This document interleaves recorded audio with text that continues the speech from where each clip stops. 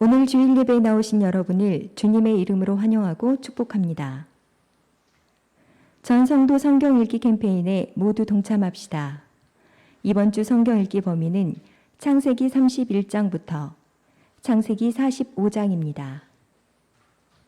코로나의 재확산으로 인해 각별히 건강에 유의해 주시기 바랍니다.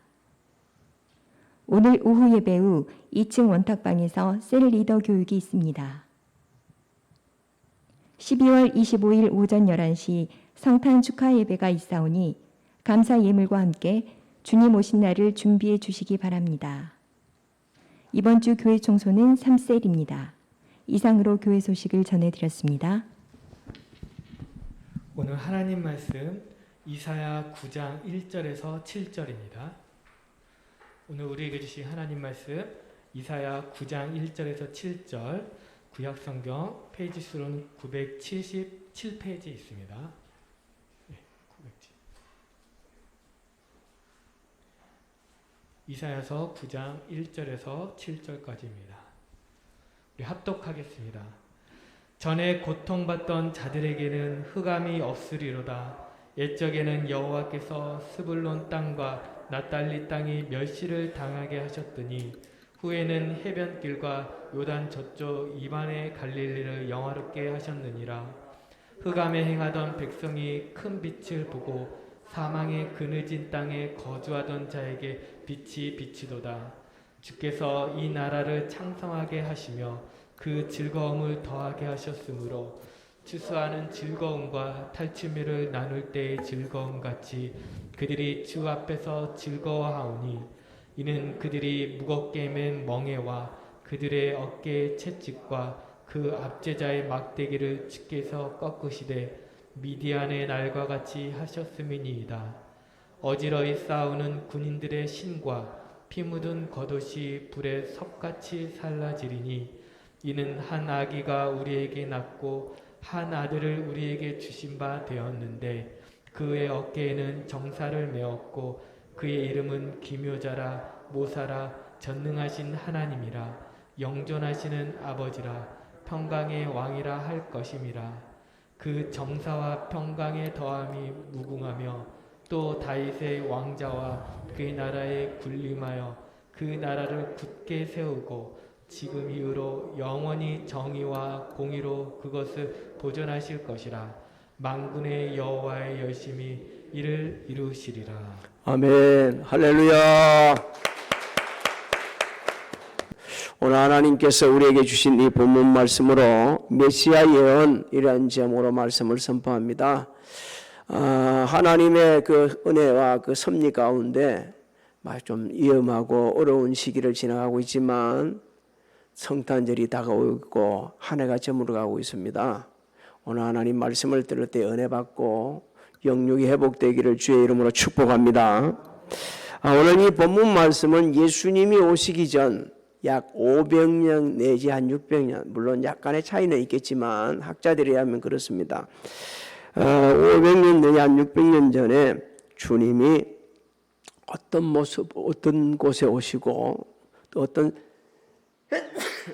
어떤 사역을 하시고 또 어떤 분이신지를 예언하는 그런 내용입니다. 이사야 선지자가 이렇게 예언을 했는데 이 본문 말씀은 마태가 마태복음 4장에 인용을 했기도 했어요.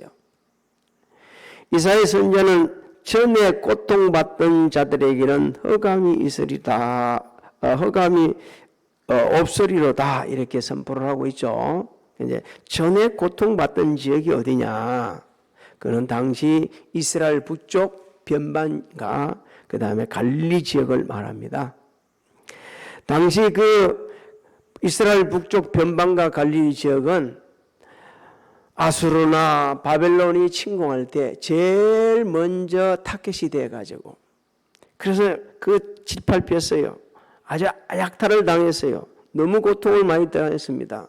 그리고 예루살렘과 너무 멀리 좀 떨어져 있어가지고 율법 공부도 제대로 받지 못했습니다. 그래서 이 본문 말씀에 언급된 그 지역이 많죠. 스불론 땅, 납달리 땅, 해변길, 요단 저편 이것은 갈릴리 지역을 의미하는 거예요. 갈릴리 지역을 의미하는 것으로 이사야 선지자는 600년 전에 이미 예수님께서 갈릴리 그쪽 지역에서 태어나실 것이고 그 다음에 그 지역을 중심지로 사역을 하실 것이다. 이렇게 지금 예언을 하고 있는 겁니다. 그런데 이방의 갈릴리라 그렇게 하죠. 이방의 갈릴리라는 것은 그 지역에 사는 사람들의 이방인들처럼 멸시당하고 아주 천대당하였음을 얘기하는 겁니다. 그 2절을 우리 한번 읽어볼까요? 2절 시작.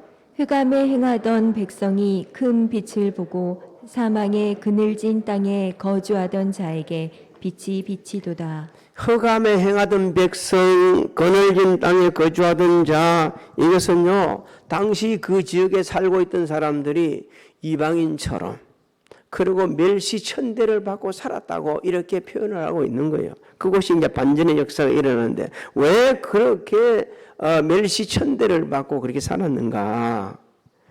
그 갈릴리 지방은 아수르 침공해 가지고 제일 피해를 본 지역이었어요. 그러다가 아수르가 정책적으로 말이요, 그게 이방인들을 그곳에 갖다 풀어버렸습니다. 그래서 혼혈족이 된 거예요. 유대인들은 너희는 순수한 유대인들이 아니야. 그러면서 그 아주 멸시하고 천대를 냈습니다. 근데 멸시받던 그곳이 완전히 반전의 역사가 일어나네. 어떻게 일어난다고 그럽니까? 아까 2절에 보니까 행하던 큰 빛을 보고 사망에 걸린 땅에 거주하던 자에게 빛이 비칠 것이다. 예수 그리스도께서 그곳에서 탄생함으로 인해 가지고 천대받던 곳이 당시 상을 그대로 인용한다면 기이하게 되고 아주 가치 있는 곳이 될 것이다. 이렇게 예언하는 겁니다. 예수 믿기 전, 오늘 우리에게 적은다. 예수 믿기 전 모든 사람들은 정말 가치 없고 정말 쓸모없는 인생들이었습니다. 뭐 예수 믿고 난 후에도 별 다른 바가 없지만,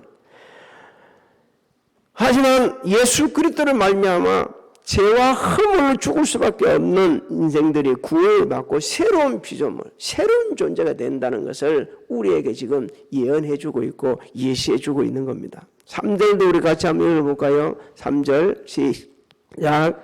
주께서 이 나라를 창성하게 하시며 그 즐거움을 더하게 하셨으므로 추수하는 즐거움과 탈취물을 나눌 때의 즐거움 같이 그들이 주 앞에서 즐거워하노니. 당시 상황을 그대로 이제 인용해가지고 이 3절을 설명한다면 그런 겁니다. 막 질팔 피고 전쟁에 막 그냥 고통스러워 그러면서 땅이 항폐하고 쇠락했던 그 땅이 번성하고 그곳에 사는 사람들이 말이요, 이제 즐거움을 얻고 만족을 얻게 되는 그런 얘기가 되고요.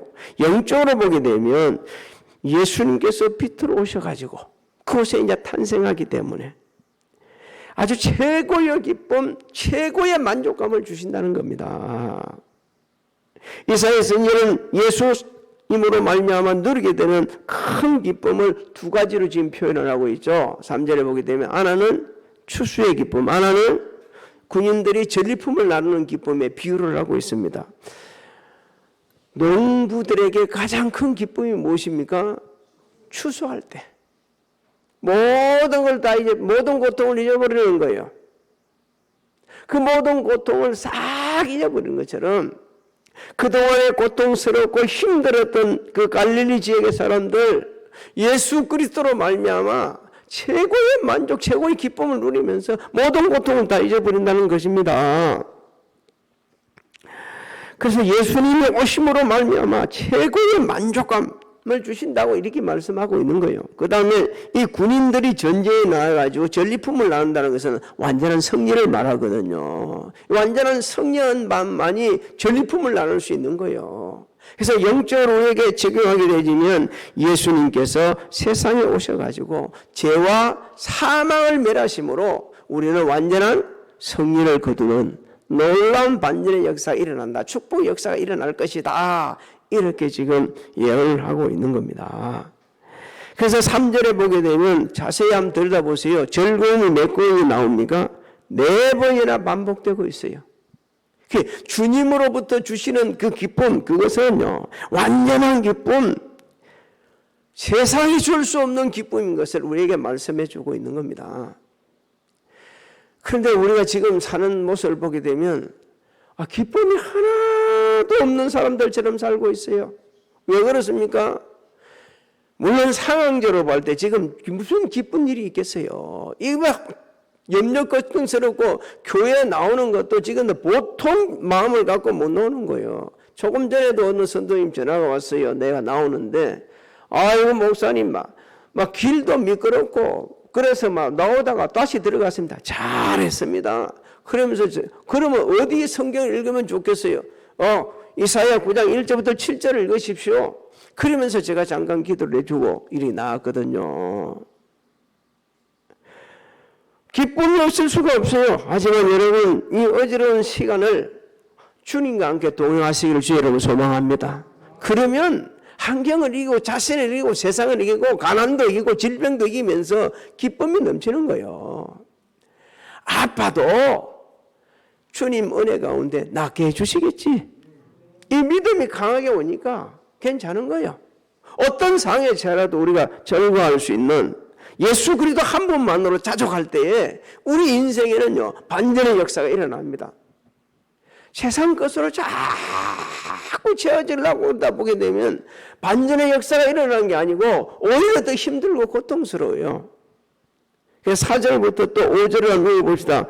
어떤 은혜를 우리에게 베푸신지 주님 오셔서 시작. 이는 그들이 무겁게 맨 멍에와 그들의 어깨의 채찍과 그 압제자의 막대기를 주께서 꺾으시되 미디안의 날과 같이 하셨음이니이다.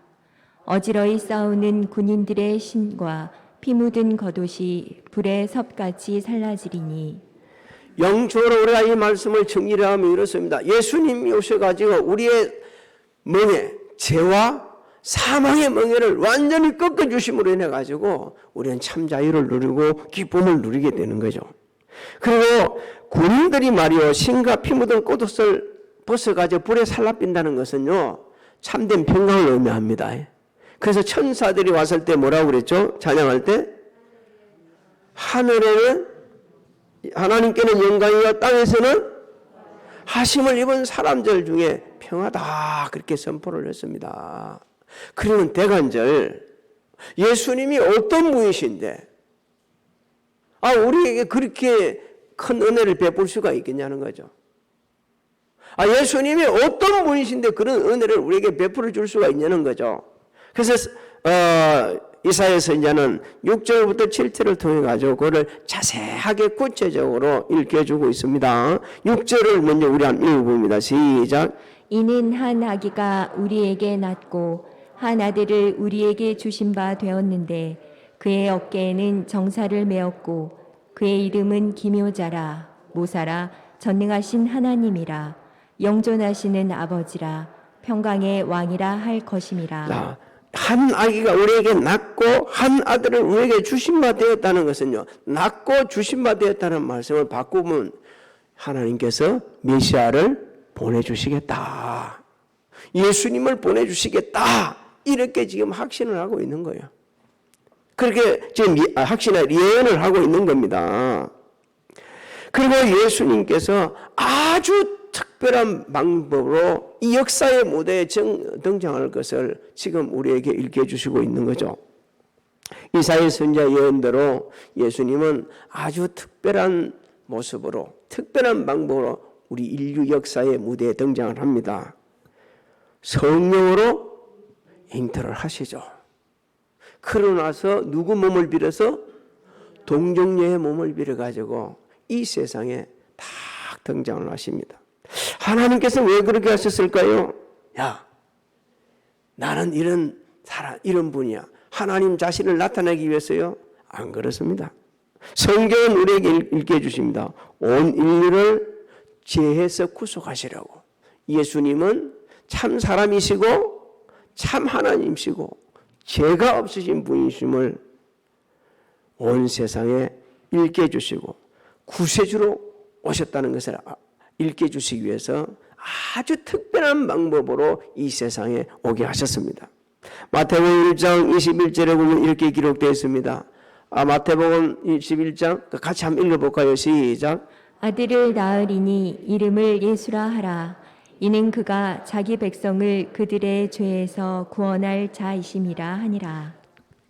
예수님은 우리를 죄에서 구속하러 오셨기 때문에 그렇게 특별한 방법으로 하나님께서 이 세상에 예수님을 보내주신 것입니다. 예수님께서 이제 어깨에 정사를 맬 것이다 이렇게 선포를 하고 있죠. 어깨에 정사를 맸다는 것은요, 예수님께서 그냥 아이는 낳았지만 그냥 아이가 단순한 아이가 아니고 만왕의 왕의 권세를 가지고 오셨다는 겁니다. 만왕의 왕의 하나님의 권세가 곧 예수님의 권세입니다. 예수님 믿는 권세를 가진 사람, 우리는 어떤 권세를 가지고 있어요? 예수님의 권세, 하나님의 권세. 그래서 예수님 권세, 예수님 권세는 누구 권세라고 우리 찬양했어요? 내 권세라고 했잖아요. 그 권세를 활용을 해야 돼, 선용을 해야 돼요. 악한 사단의 세력이 물러오면 예수 이름으로 물러가라고 우리가 이렇게 선포를 해야 되고요. 염려 근심이 물러올 때 예수 그리스도 이름으로 물러가라 해야 되고요. 예수님의 권세로 가지고 복음을 전해야 되고요. 예수님의 권세로 불의를 이겨야 되고요. 예수님의 권세를 가지고 악한 사단의 세력, 악한 세력들을 물리치는 그런 사람들이 되어야 됩니다. 예수님은 의와 인자로 완전한 통치자로 반드시 다시 오실 겁니다. 그때는 2021년 전에 아기 예수로 오셨지만 이제 오실 때는 심판주로 오셔가지고요, 예수 믿고 구원받은 성도들은 다 완전한 구원이 이루어지고 그렇지 못한 자들은 심판을 당하게 될 것입니다. 그래서 우리는 왕으로 오실 그 예수님을 사모하며 기다려야 됩니다. 누가복음 1장 31절로 33절을 읽어봅니다. 시작. 보라, 내가 잉태하여 아들을 낳으리니 그 이름을 예수라 하라. 그가 큰 자가 되고 지극히 높으신 이의 아들이라 일컬어질 것이요, 주 하나님께서 그 조상 다윗의 왕위를 그에게 주시리니 영원히 야곱의 집을 왕으로 다스릴 것이며 그 나라가 무궁하리라. 믿습니까? 그렇습니다. 하나님 나라는 무궁합니다. 하나님 나라는 무너지지 않습니다. 교회 무너지지 않습니다. 교회를 무너뜨리려는 사람들은 무지한 자들이고 아주 잘못된 사람들이요,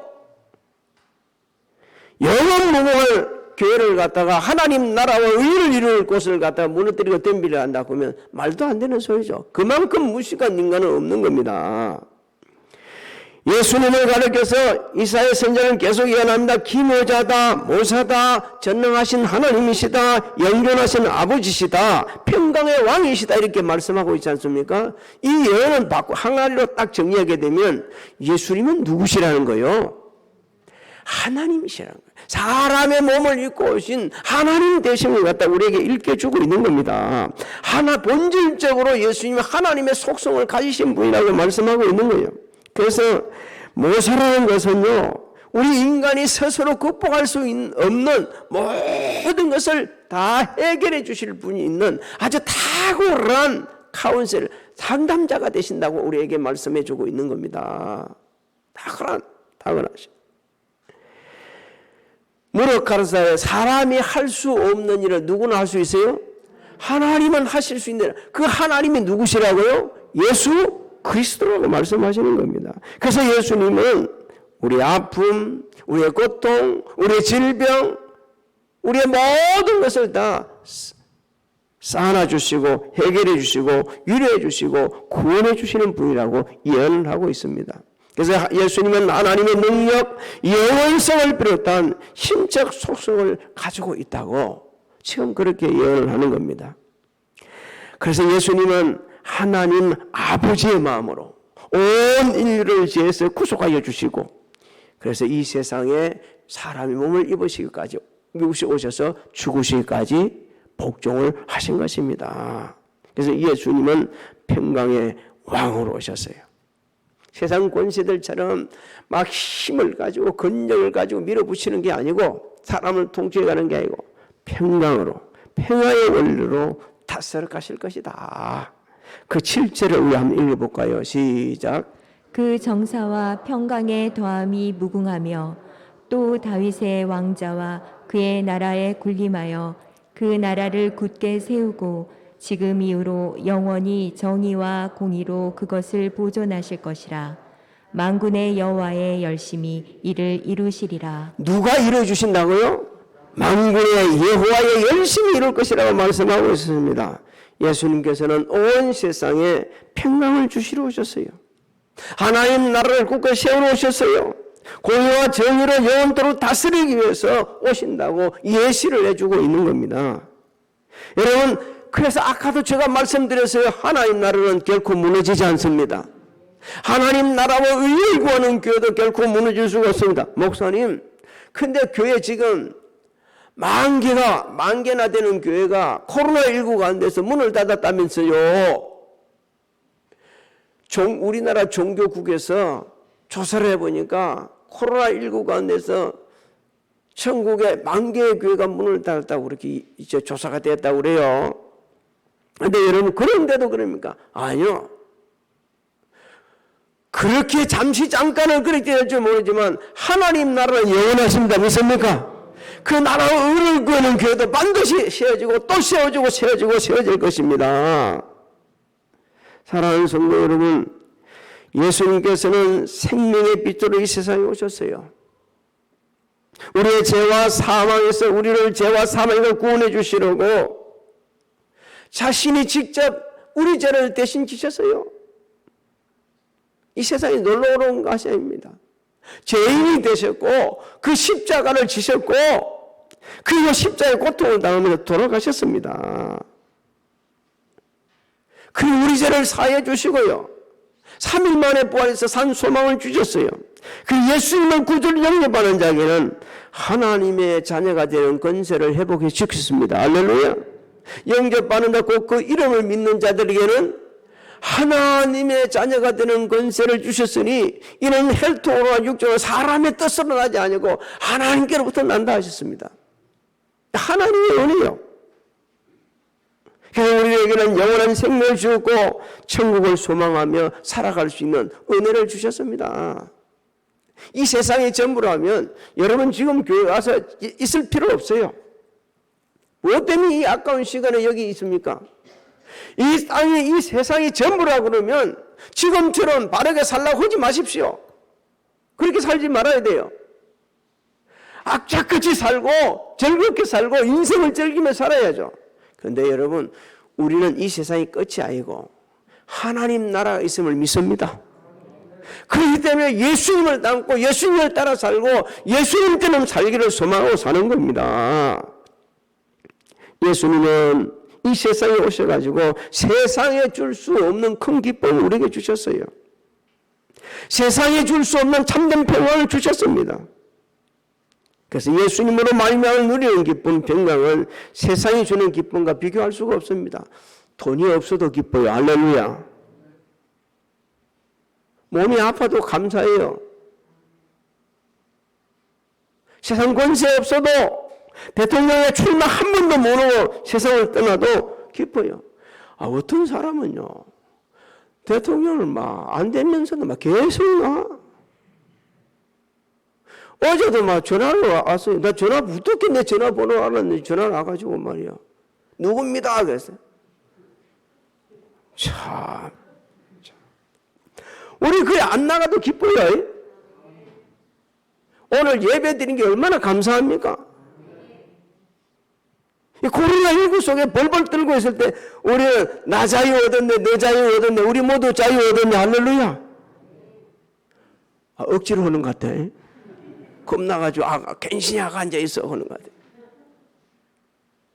사랑하는 성도 여러분, 세상이 주는 기쁨, 즐거움은요 너무 일시적이에요. 너무 순간에 지나가요. 코미디언들이 말이요 웃기는 걸 매일 그게 지속적으로 생각나. 그 미친놈이요. 없어. 그거는 말주 신경을 자극하는 거예요. 순간적이요. 돈이 있어도 참 만족하다. 순간적으로 없어지는 거예요. 그거. 하나, 주님이 주시는 기쁨, 참된 기쁨은 비교할 수 없는 게 없는 게 주님이 죄와 사망을 멸하시고 주신 평강이고 은혜이기 때문에 그렇습니다. 진짜 참된 평강 어디서 오느냐? 죄와 사망에서 자유함을 누릴 때, 하나님과의 관계가 회복되어졌을 때, 그때 참된 평강, 참된 기쁨을 누리게 되는 것입니다. 그래서 우리는 하나님의 은혜에 감사하며 항상 기뻐하고 기도하고 감사하며 살아야 합니다. 로마서 15장 12절로 13절을 우리 같이 읽어볼까요? 시작. 또 이사야가 이르되 이새의 뿌리 곧 열방을 다스리기 위하여 일어나시는 이가 있으리니 열방이 그에게 소망을 두리라 하였느니라. 소망의 하나님이 모든 기쁨과 평강을 믿음 안에서 너희에게 충만하게 하사 성령의 능력으로 소망이 넘치게 하시기를 원하노라. 할렐루야. 우리가 성령 충만을 받아야 합니다. 그리 성령의 지배를 받을 때 주 안에서 참된 자유를 누리겠습니다. 성령의 법이 죄와 사망의 법에서 너희를, 할렐루야, 성령 충만할 때 그 은혜를 누리고 사는 거예요. 성령 충만을 받을 때에 천국 소망을 가지고 기쁘게 살아갈 수 있습니다. 지금 시기 참 어려운 시기라고 누가 말 안 해도 다 알고 있습니다. 너무 힘들고 고통스러워서 견딜 수가 없을 만큼 너무 힘들어하는 사람들이 너무 많아요. 하지만 사랑하는 성도 여러분, 주님은 지금도 우리와 함께 하십니다. 우리를 도와주시길 원하십니다.